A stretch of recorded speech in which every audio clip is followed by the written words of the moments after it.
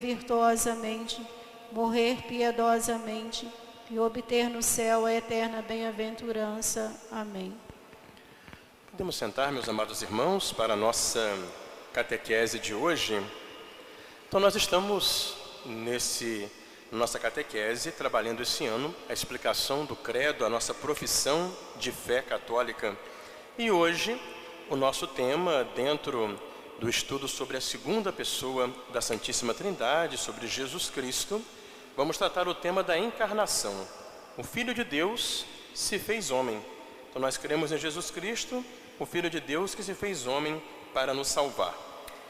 No tempo estabelecido, naquele tempo que Deus tinha já determinado na sua sabedoria, o Filho unigênito, o Filho único do Pai, a palavra eterna, isto é, o Verbo e imagem substancial do Pai, se encarnou. Essa palavra encarnar é assumir a nossa carne, a nossa natureza, fazer-se homem como nós.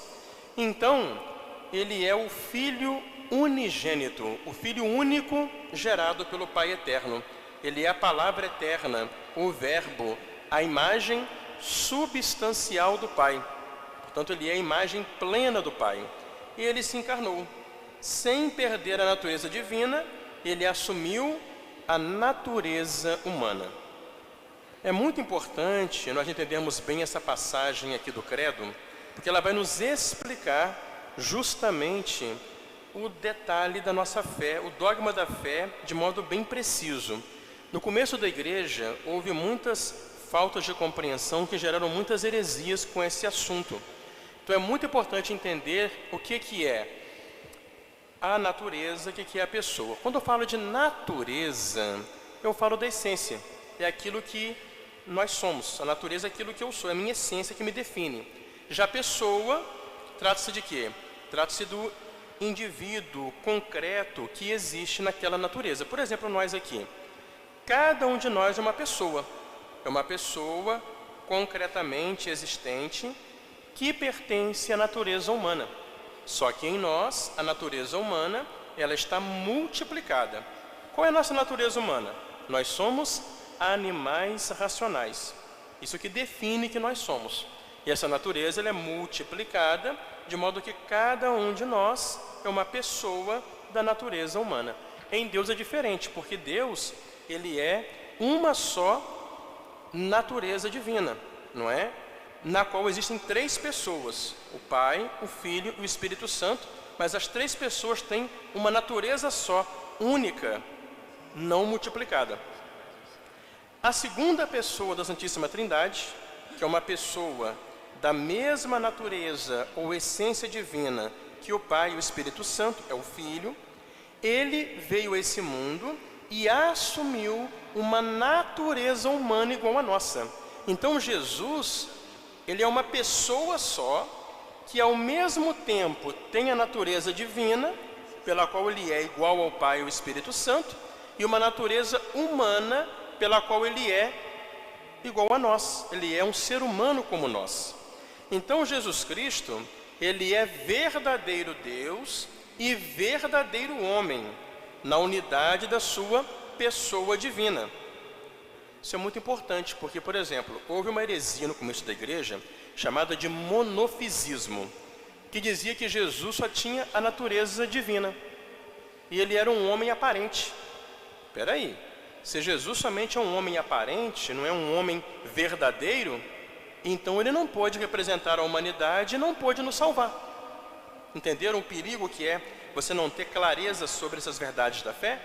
Tem que ter muito claro. Então ele é verdadeiro Deus e verdadeiro homem, tudo isso numa pessoa só. Por isso que Jesus é o nosso mediador. Ele é um mediador que está entre Deus e a humanidade. Porque na pessoa de Jesus, a divindade encontrou-se com a humanidade. Que bonito, não é? A divindade e a humanidade se uniram naquela única pessoa de Jesus Cristo. Por isso que ele pode ser intermediário para trazer a misericórdia do Pai para nós e ao mesmo tempo levar nossa prece até o Pai. Ele é o grande e único mediador que nos salva. Jesus Cristo, ele tem então duas naturezas, a divina e a humana, não confundidas, mas unidas na única pessoa do Verbo. Isso é muito importante também. Em Jesus não há confusão, não há mistura. É a natureza divina, a natureza humana, unidas na única pessoa do Filho de Deus. Portanto, como verdadeiro Deus e verdadeiro homem, Cristo tem uma inteligência e uma vontade humanas em perfeito acordo e submissão à inteligência e vontade divinas que ele tem em comum com o Pai e o Espírito Santo. Então Jesus, ao mesmo tempo que ele é verdadeiro Deus, igual ao Pai e ao Espírito Santo, ele é verdadeiro homem mesmo. Então ele tem natureza igual à nossa. Ele tem uma alma com inteligência humana, com vontade humana. Ele tem um corpo físico como o nosso, tem sentimentos como nós. Houve uma outra heresia no começo da igreja chamada de monotelismo, que dizia que Jesus só tinha uma vontade divina. Está errado. Como ele é um homem verdadeiro, ele tem que ter uma natureza humana completa como a nossa. A gente vê isso naquela passagem, quando Jesus passou pela sua agonia, na quinta-feira santa à noite, ele rezou ao Pai: Pai, se for possível, afasta de mim este cálice, mas não se faça a minha vontade, mas a vossa. Ou seja, não se faça a minha vontade humana, que não queria o sofrimento, mas a vossa vontade divina, a qual ele está unido, porque ele também é Deus. Ou seja, a vontade divina de Jesus, a vontade humana de Jesus e a inteligência humana de Jesus estão perfeitamente unidas à vontade e à inteligência divina de Jesus, não é? Então essa é a harmonia que existe em nosso Senhor. Portanto, a encarnação é o mistério da admirável união da natureza divina e da natureza humana na única pessoa do Verbo de Deus. Esse é o grande mistério da encarnação. A união da natureza divina com a natureza humana na única pessoa do Verbo, nosso Senhor Jesus Cristo. É por esse mistério da encarnação que nós temos a devoção ao Sagrado Coração de Jesus. Por que eu posso ser devoto do Sagrado Coração de Jesus? Justamente porque a humanidade dele pertence a uma pessoa divina.